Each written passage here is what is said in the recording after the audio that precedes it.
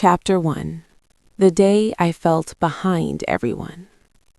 It was a quiet evening. I sat on the couch with my phone in my hand. The room was clean. The lights were soft. Dinner was finished. Nothing felt stressful. Nothing felt wrong. I opened social media without thinking. At first, I scrolled slowly. A photo of a friend smiling in a new office. Another friend holding a baby, wrapped in a soft blanket. A couple standing in front of a house with a wide porch and bright windows. Someone else on a beach, the sun low in the sky, the caption full of joy. I paused on each picture for a second longer than I needed to. Everyone looked happy. Everyone looked busy. Everyone looked like they were moving forward. I kept scrolling. New jobs, new homes, new relationships, big smiles, strong words, perfect moments captured and shared. I put the phone down for a moment and looked around my living room. It was quiet, ordinary, familiar. My life was not bad. I had a job. I paid my bills. I had people who cared about me. I was healthy. I was safe. But something felt off. I picked up the phone again and kept scrolling, faster this time. My chest felt tight, but not in a painful way. It was more like a slow pressure. I told myself not to compare.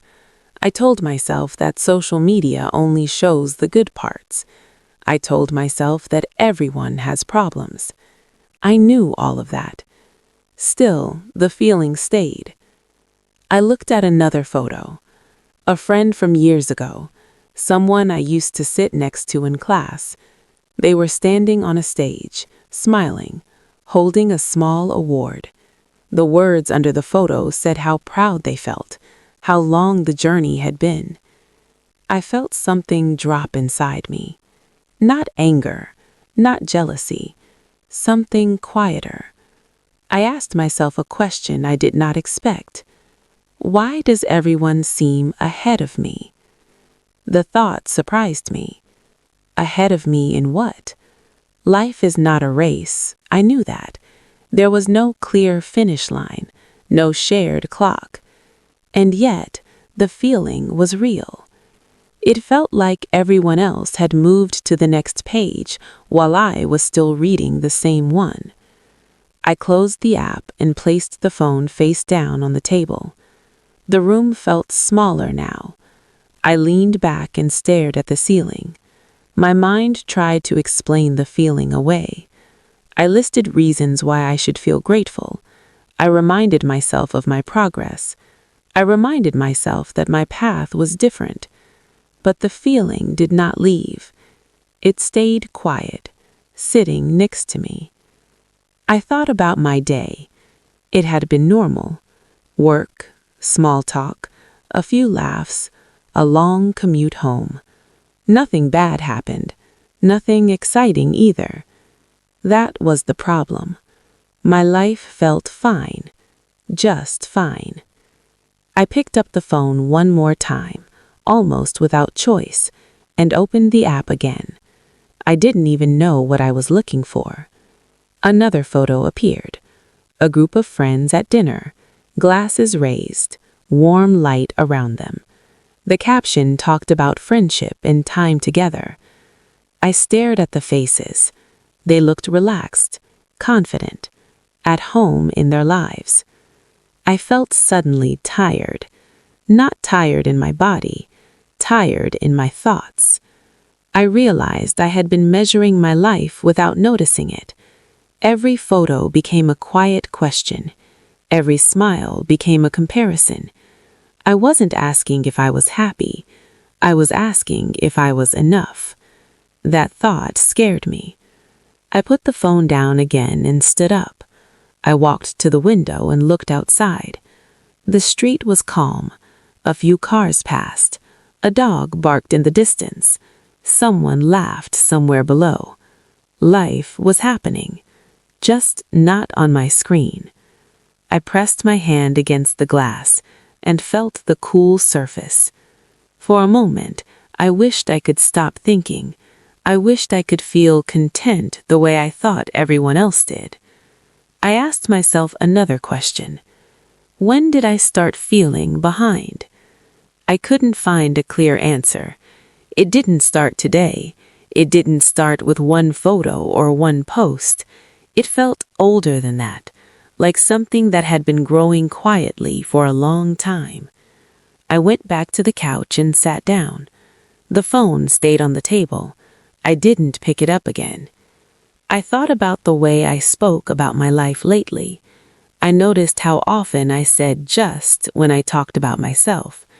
Just working, just getting by, just taking things slow. I didn't say those words about other people. I realized how small I had made my own story sound. Nothing was wrong with my life, but when I looked at it through other people's lives, it felt small. That was the truth. The room felt very quiet now. Not empty, just still. I took a deep breath and let it out slowly. I didn't try to fix the feeling. I didn't promise myself change. I didn't make a plan. I just noticed. I noticed how comparison had slipped into my evenings, how easily it entered my thoughts, how gently it spoke, without shouting or warning. It didn't tell me I was failing. It only asked why I wasn't further along. I sat there for a long time, letting that idea settle. That night, nothing changed in my life, but something became clear. I wasn't unhappy because my life was bad. I was unhappy because I was looking at my life from the outside, measuring it against everyone else. And for the first time, I understood something important. Comparison was not loud. It was quiet. It didn't attack.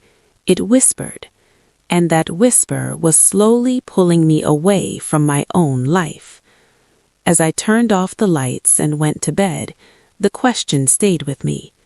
Why does everyone seem ahead of me? I didn't have an answer yet, but I knew this was the beginning of something I could no longer ignore. Chapter 2. Living inside other people's lives. The feeling did not leave the next day. It followed me into the morning, quiet but present, like a shadow that moved when I moved. I woke up, reached for my phone, and before I fully opened my eyes, I was already scrolling. It had become automatic. News, messages, photos, people starting new jobs, people traveling, people celebrating small and big moments. A post about a promotion, a photo of a couple smiling in a kitchen full of light, someone talking about a goal they finally reached. I didn't stop to think. I compared. At work, I sat at my desk and looked at my screen, but my mind was somewhere else. I thought about my job. It was fine. It paid enough. It was stable. But when I thought about other people's jobs, mine felt smaller. I remembered a post from earlier that morning. Someone my age had changed careers. They looked proud, brave, alive. I felt a tightness in my chest. I told myself to focus. I worked. I answered emails. I went to meetings. I smiled at the right moments. From the outside, everything looked normal. Inside, I was counting who was ahead, counting who had more, counting who seemed happier. Money was another quiet comparison. I paid my bills on time. I saved a little. I was careful, responsible. But when I saw pictures of new houses, new cars, expensive trips, my careful life felt slow, heavy. I asked myself why I didn't have more, why I wasn't further along. I didn't think about what I had chosen. I thought about what I lacked. At lunch, I sat alone and scrolled again. A friend posted about an anniversary. Another shared a family photo. Everyone looked connected, supported, loved. I thought about my own relationships. I had people in my life, friends, family, conversations that mattered. Still, I felt behind. I compared my quiet evenings to other people's busy weekends, my simple meals to their shared dinners, my calm to their excitement. I didn't feel angry at them. I felt small. The worst part was how natural it felt. Comparison didn't feel like a choice anymore. It felt like a habit, something my mind did without asking. I was measuring my life all the time, not against my own values, against other people's highlights. By the time I got home, I felt tired, not from work, but from thinking. I dropped my bag on the floor and sat on the couch. I didn't turn on the TV. I didn't move. I picked up my phone again. Part of me wanted to stop. Another part needed to keep looking, as if the next post would finally explain something. It never did. Every image added another quiet question. Why not you? Why not now? What did you do wrong? I didn't have answers. I only had the feeling. That night, I noticed something important. I wasn't living inside my own life. I was living inside other people's lives. I was watching my life through other people's eyes. The sentence formed slowly in my mind, but once it did, it felt true. I thought about my day again.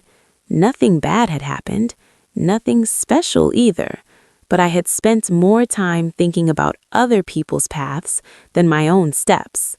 I had given my attention away. That attention came back as judgment. I realized how often I spoke to myself in numbers, age, salary, years, milestones. I compared timelines as if they were rules, as if everyone started from the same place, with the same tools, the same support, the same fears. I knew that wasn't true. Still, I compared. It was easier than listening to myself. Comparison gave me a clear story. I was behind. Listening to myself required harder questions. What do I want? What matters to me? What kind of life feels right? Those questions didn't have quick answers, so I avoided them. I compared instead. The habit followed me everywhere. In conversations, I measured my words. In silence, I measured my thoughts. In rest, I measured my pace. I felt tired all the time. Not sleepy, drained. I noticed how comparison never made me act. It didn't push me forward. It only made me smaller, quieter, more careful. I didn't dream. I didn't plan. I judged. That night, I lay in bed with the phone in my hand. The room was dark. The screen was bright. I scrolled one last time. Then I stopped. I placed the phone on the nightstand and turned my head away.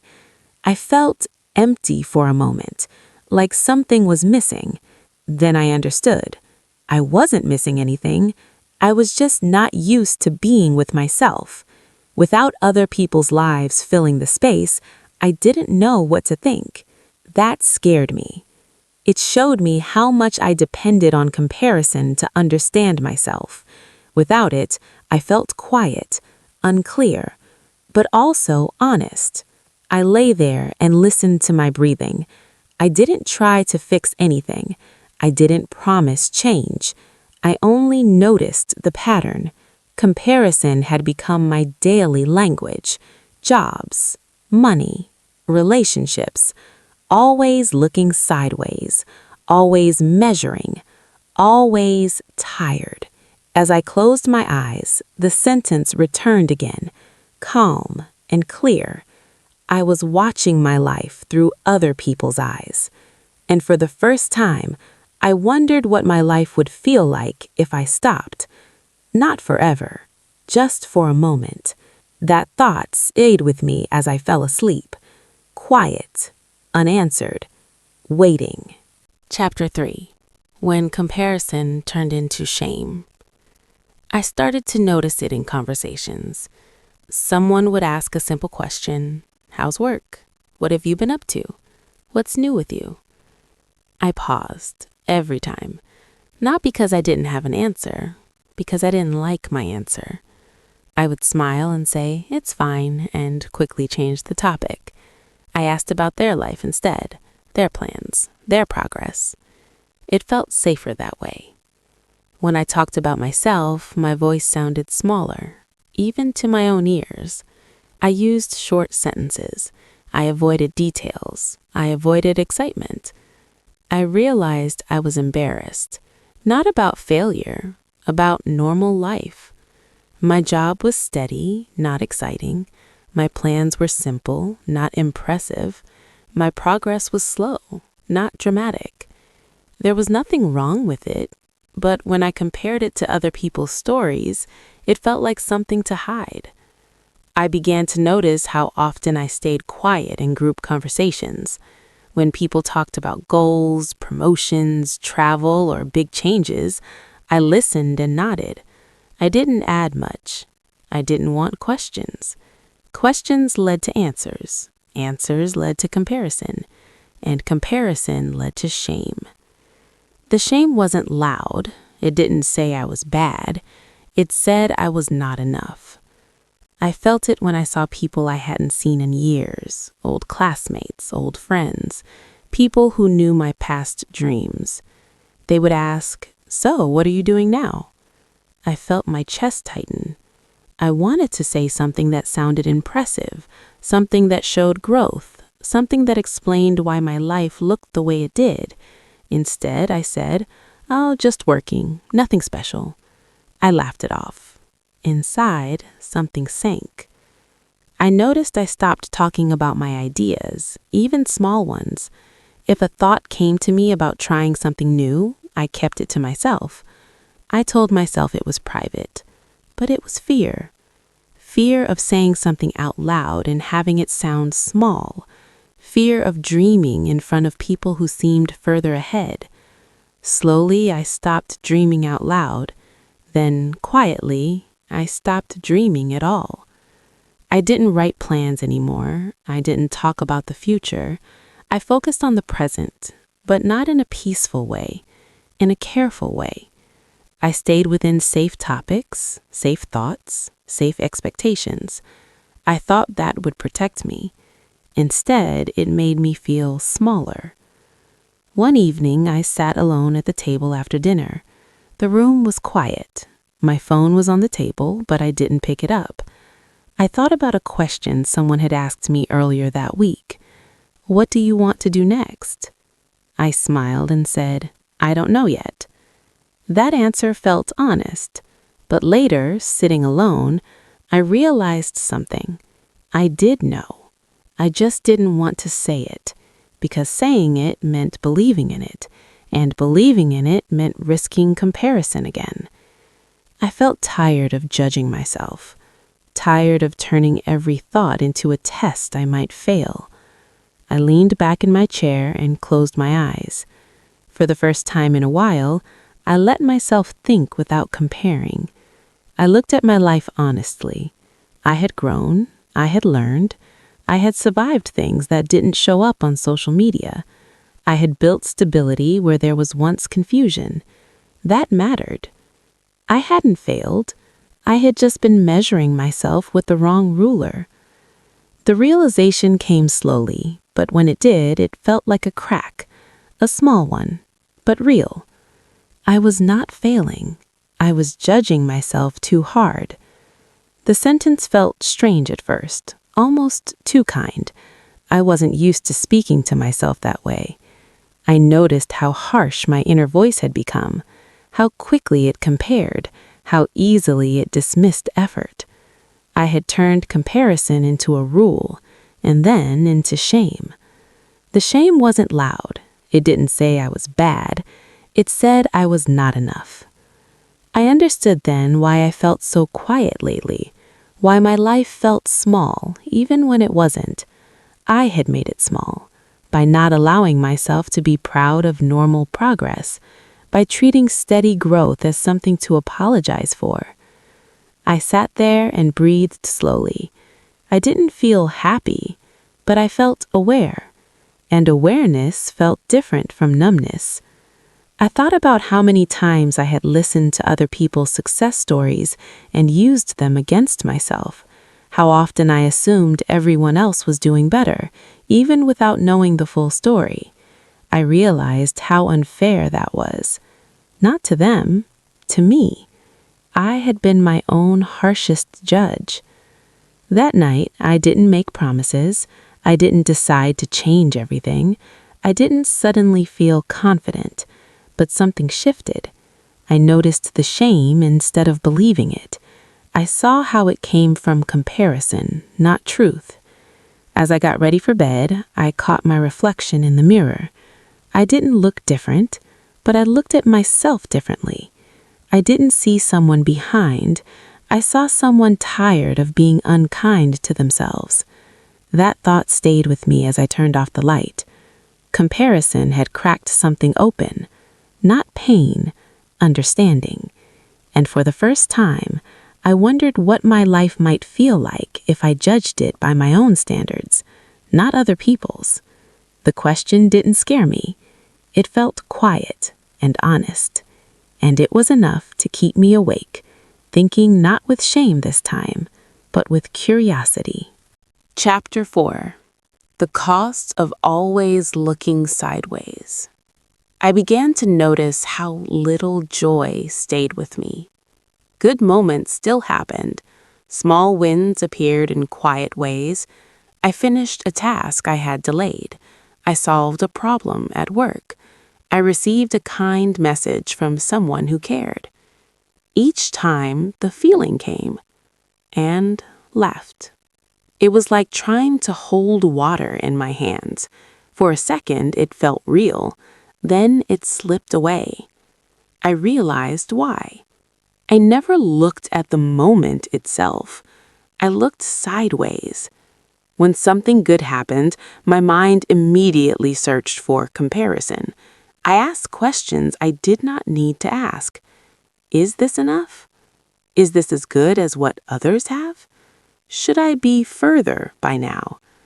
The moment lost its meaning before it could settle.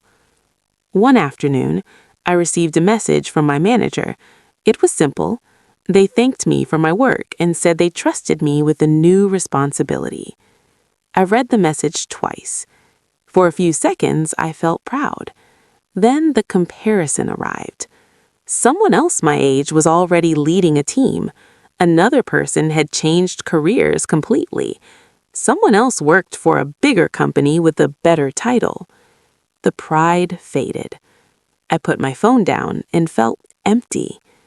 The responsibility was real, the trust was real, but I could not feel it. I had trained my mind to look away from my own life. Even on good days, I searched for what was missing. I noticed it during quiet evenings. I would cook dinner, sit at the table, and eat slowly. The food tasted fine. The room felt calm. But my mind wandered. I thought about people I knew who traveled more, lived faster, took risks. I told myself I should feel grateful, and I did. But gratitude lived next to dissatisfaction. They sat together, uncomfortable and tense. I felt thankful for what I had and frustrated that it did not feel like enough. That conflict drained me. I started to understand something painful. Comparison had changed how I experienced life. It didn't take things away physically, it emptied them emotionally. I remembered a weekend when I finished a small personal project. It took time, effort, patience. When it was done, I sat back and looked at it. I should have felt proud. Instead, I thought about how small it was compared to what others were doing. I closed my laptop and walked away. The moment passed without celebration.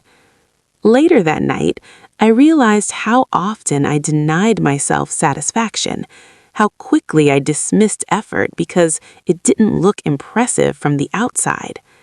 I had confused value with visibility. If no one else would notice, it felt like it didn't matter. That thought scared me. I thought about all the quiet work I had done, all the steady progress that didn't come with photos or announcements. I had erased it from my own memory. Nothing I had was enough when I kept looking at others. That sentence felt heavy. I noticed the pattern everywhere. When I rested, I felt lazy because someone else was working harder. When I worked, I felt slow because someone else was faster. When I felt content, I felt guilty because someone else had more. There was no winning. Looking sideways meant I was never fully present. Even joy felt borrowed. I understood then why my achievements felt empty, why pride didn't last, why motivation came and went. Comparison had become the background noise of my life. Quiet, constant, exhausting. I tried to imagine my life without it. The idea felt strange. Who would I be without measuring myself against others? What would success look like if no one else was watching? I didn't have answers, but I saw the cost clearly. I had lost the ability to feel satisfied, not because my life lacked meaning, because I refused to let meaning stay. One evening, I stood at the window again, watching the street below. The same cars passed, the same lights turned on and off. Nothing special happened. But for once, I didn't reach for my phone. I stayed with the moment. I noticed how quiet it was, how steady my breathing felt, how simple the scene was. For a moment, I felt calm.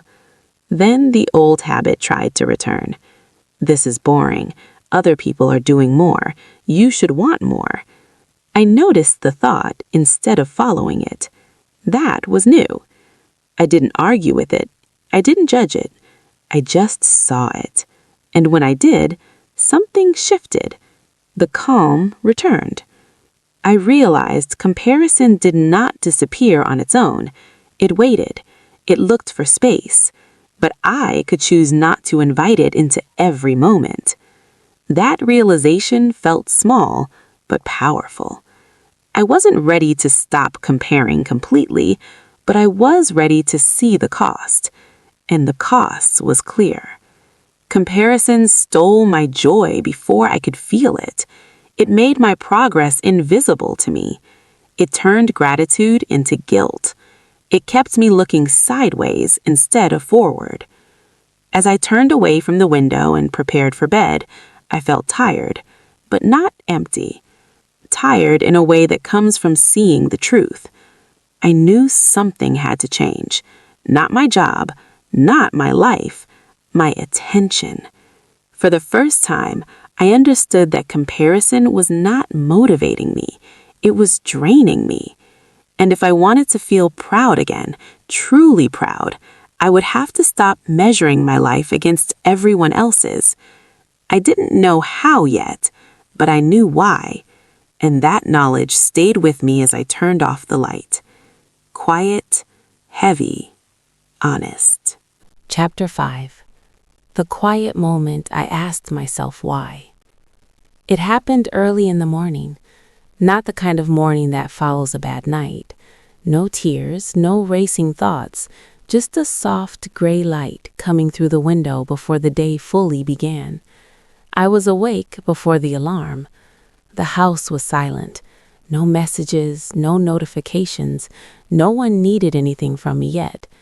I sat on the edge of the bed and let my feet touch the floor. The room felt still, almost gentle.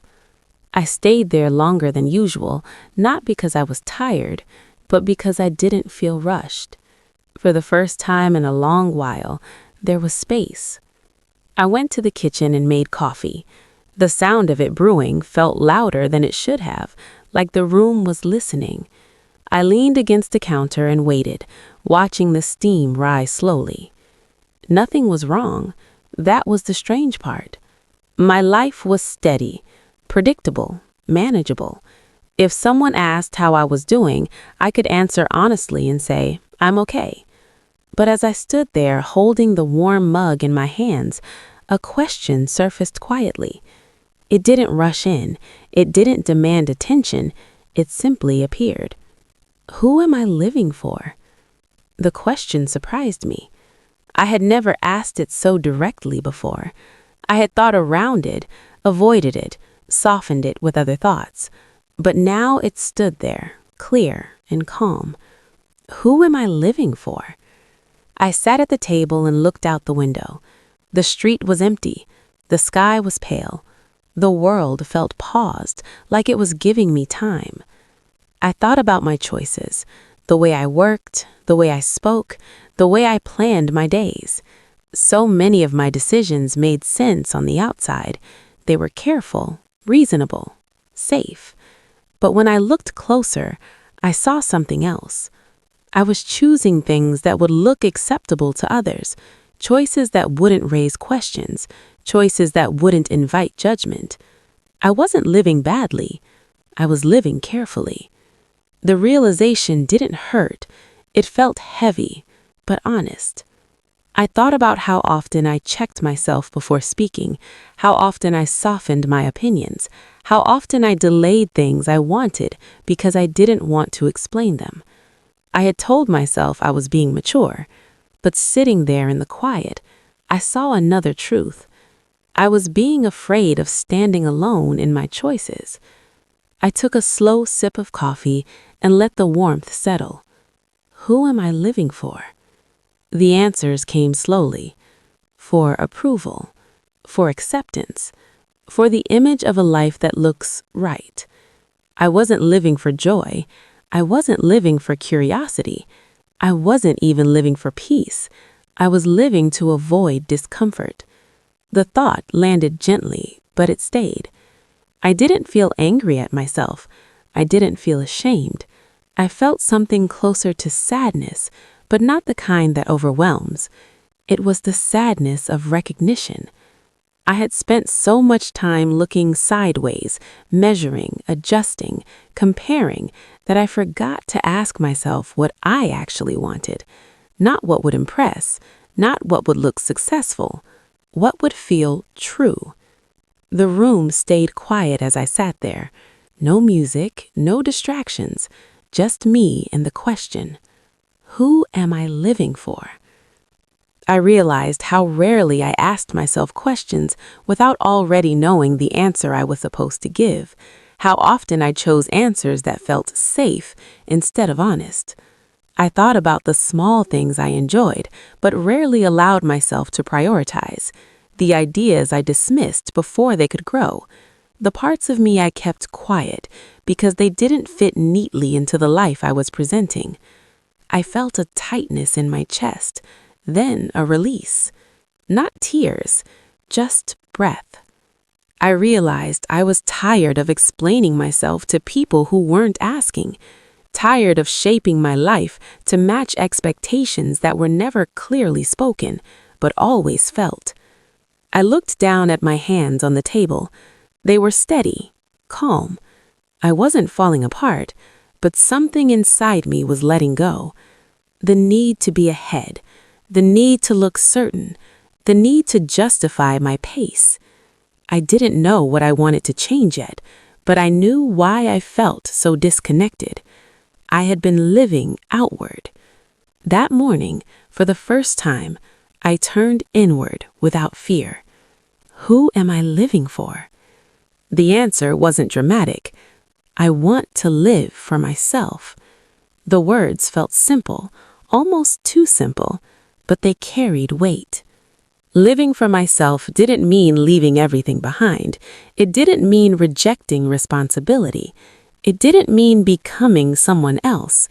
It meant allowing my own voice to matter again. I finished my coffee slowly.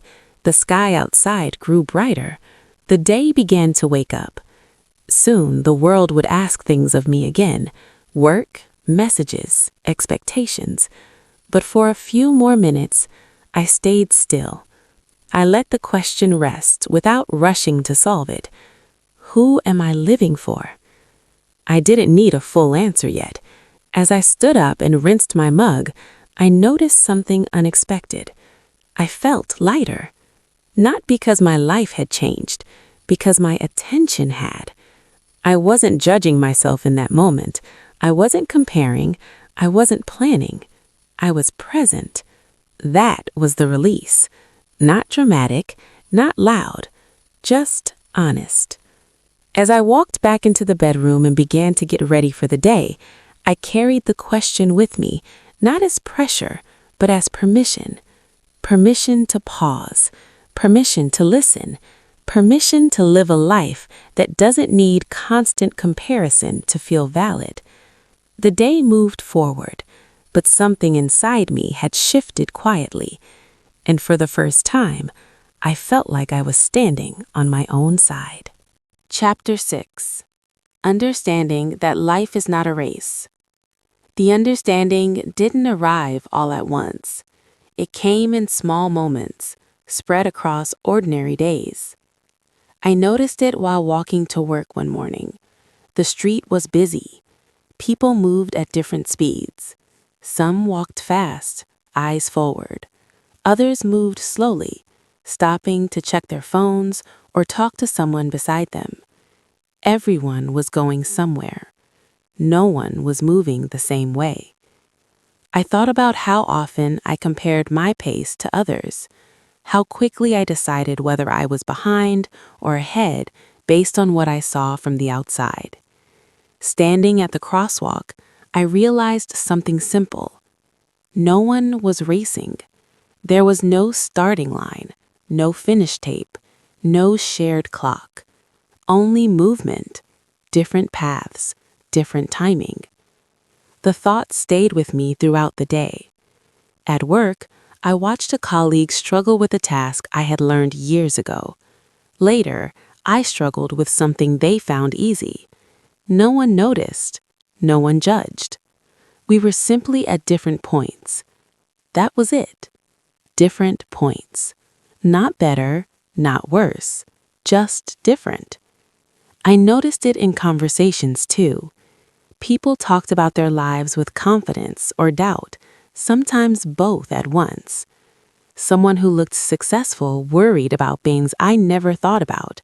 Someone who seemed unsure had strengths I admired. I realized how little I truly knew about other people's timelines. I had been comparing my whole life to a few visible moments of theirs. That comparison was never fair. I remembered all the times I felt rushed without knowing why, all the pressure I placed on myself to catch up, all the invisible deadlines I believed I had missed. None of them were real. They were imagined. I had been running a race no one asked me to join. The sentence felt calm when it formed in my mind, not angry, not bitter, clear. I wasn't behind. I was just walking my own path, at my own pace. The relief that followed surprised me. It wasn't excitement. It wasn't motivation. It was quiet acceptance. I thought about how much energy I had spent trying to measure myself against others. How many decisions were shaped by fear of being slow or late or left out. I asked myself, what would change if I stopped treating life like a competition? The answer was simple. I would breathe. I would choose without rushing. I would grow without pressure. That didn't mean effort disappeared. It didn't mean I stopped caring. It meant I stopped punishing myself for not matching someone else's timeline. One evening, I sat at home and thought about the people I admired most, not for their success, but for how grounded they felt. They weren't the fastest. They were the most present. They moved with intention, not comparison. That realization settled deep inside me. I had been living as if time was something to beat, not something to experience. I thought about how often I felt guilty for resting, how often I questioned my pace, how often I dismissed my own growth because it wasn't dramatic. I let those thoughts pass without arguing with them. I didn't need to fight the old beliefs. I only needed to see them clearly. Life is not a race. The idea wasn't new, but now it felt real. I understood that responsibility didn't mean pressure, that awareness didn't require blame, that clarity didn't need anger to exist. I wasn't angry at my past self for comparing. I understood why I did it. Comparison gave structure when I felt unsure. It gave rules when I didn't trust my own rhythm. Now I didn't need those rules anymore, not because I had everything figured out, but because I accepted that figuring things out takes time, different time. As I prepared for bed that night, I noticed how calm my thoughts felt. There was no urge to check what others were doing, no need to measure my day. I simply asked myself one question: did I move honestly today? The answer was quiet, but enough. Yes. And that felt better than being ahead. I turned off the light and lay in the dark, breathing slowly. For the first time in a long while, the future didn't feel like something chasing me. It felt open, unmeasured, mine. I knew comparison wouldn't disappear overnight. The habit was deep. The world still spoke in numbers and milestones. But now I heard a different voice inside me, one that wasn't asking me to hurry, one that wasn't counting, one that was simply walking forward, step by step. I had stopped racing shadows. I had stopped competing with stories that weren't mine. And in that quiet understanding, I felt something I hadn't felt in a long time: peace. Not because I arrived somewhere, but because I finally understood that there was nowhere I was supposed to beat anyone to. Life wasn't waiting for me to win. It was waiting for me to live it.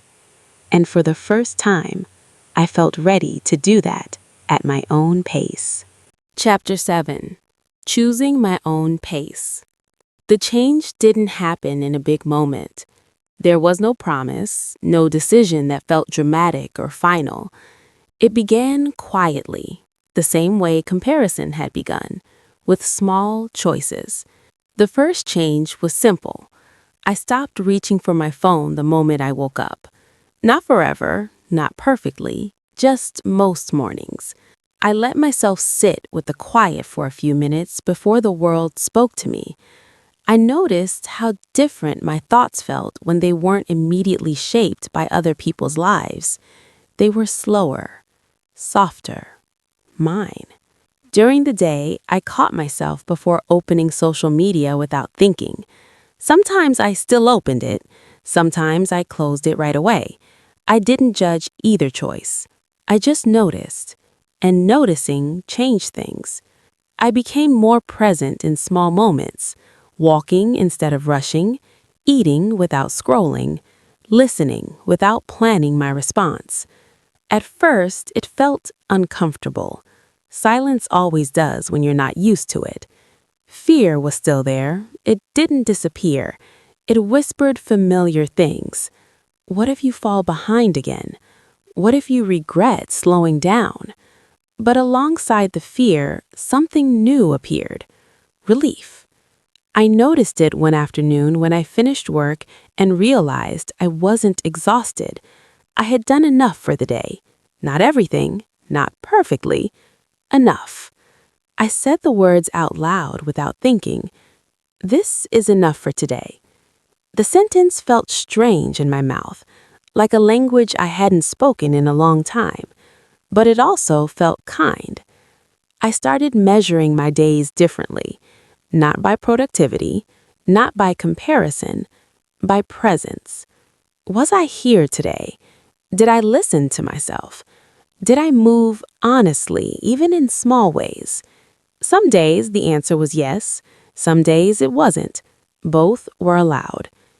I noticed how my body responded to this shift. My shoulders felt less tight. My breathing slowed. My thoughts didn't chase each other as much.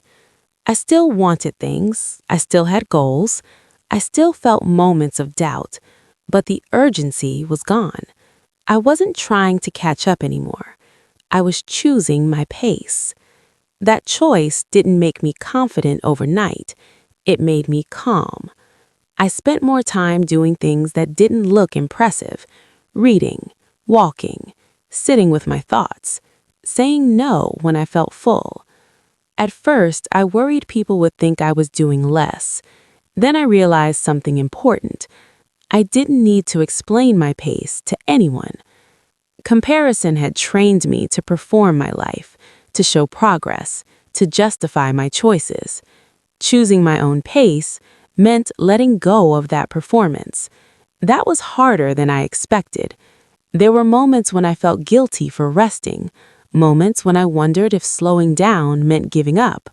But each time I returned to the same feeling: peace. Not excitement, not pride, peace. My life felt lighter when I stopped comparing. The sentence came to me one evening as I sat on the couch doing nothing special. No phone in my hand, no background noise, just quiet. I realized how heavy my life had felt before, not because of problems, but because of constant measurement. Without that weight, everything felt simpler. Not easier, simpler. I still had responsibilities, still had challenges, still had days when old habits tried to return. Comparison didn't disappear, but it no longer ruled me. When I caught myself comparing, I didn't panic, I didn't judge. I reminded myself gently, this is their pace, this is mine. And that was enough to bring me back. I noticed how differently I spoke to myself now. The inner voice that once pushed and criticized had softened. It asked instead of demanding, what do you need today? What feels right now? Sometimes the answer surprised me. Rest, space, less. I learned that growth doesn't always look like movement. Sometimes it looks like stopping. Stopping the rush, stopping the noise, stopping the habit of looking sideways. As days passed, I felt more connected to my own life, not because it changed dramatically, but because I was finally paying attention to it. I wasn't living for an invisible audience anymore. I was living for presence. That didn't make my life perfect. It made it real. And real felt better than impressive.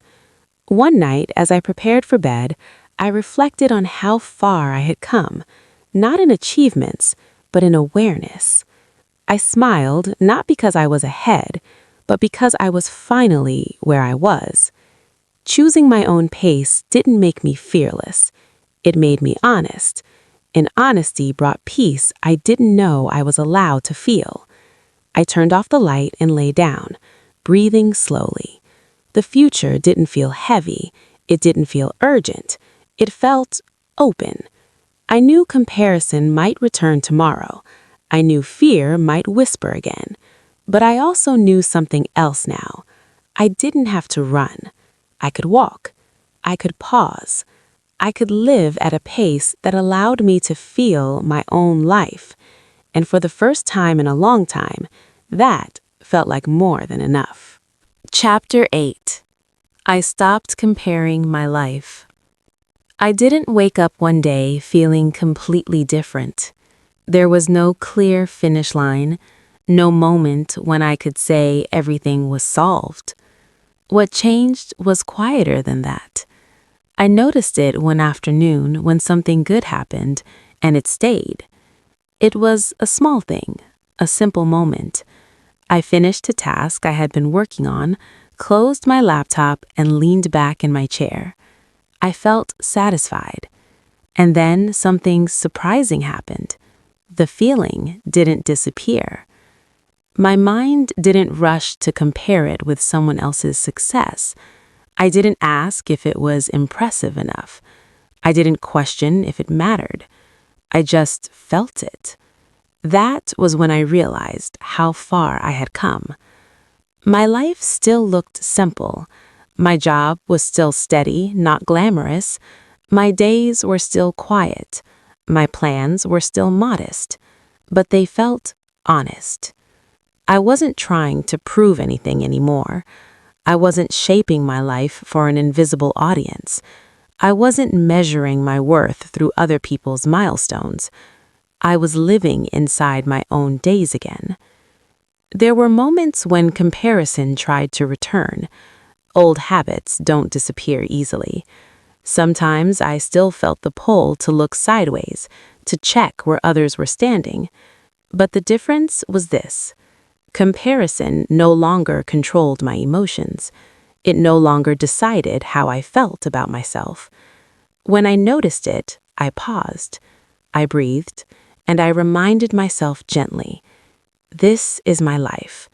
This is my pace. And the feeling passed. I became kinder with myself, not because I was perfect, but because I stopped treating my life like it was always late. I saw my progress clearly now, not as a list of achievements, but as growth in awareness, presence, and peace. I slept better. I listened more. I felt moments fully without rushing them away. The quiet didn't scare me anymore. It felt like home. One evening, I sat alone again, just like I had many times before. The room looked the same. The furniture hadn't changed. The light fell softly across the floor. But I was different. I wasn't thinking about who I should be. I was simply being. I thought about the version of myself who felt behind everyone else. The version who scrolled endlessly, measuring life through other people's screens. I felt compassion for that person. They weren't weak. They were tired. They were trying to find their place in a world that constantly compares. I understood now that stopping comparison wasn't about ignoring others. It was about choosing myself. Choosing presence over pressure. Choosing honesty over performance. Choosing peace over endless measurement. My life didn't suddenly become bigger, it became lighter, and lighter was better. I realized that comparison had never been the truth about my life. It was just noise. When the noise faded, my life spoke clearly. It told me I was enough at my own pace. It told me I didn't need to hurry. It told me I was allowed to live quietly and still feel fulfilled. That understanding settled deep inside me. I stood up, turned off the light, and prepared for bed. The day ended without urgency, without judgment, just calm. As I lay down, one final thought stayed with me, simple and steady. When I stopped comparing my life, I finally started living it. And that was enough.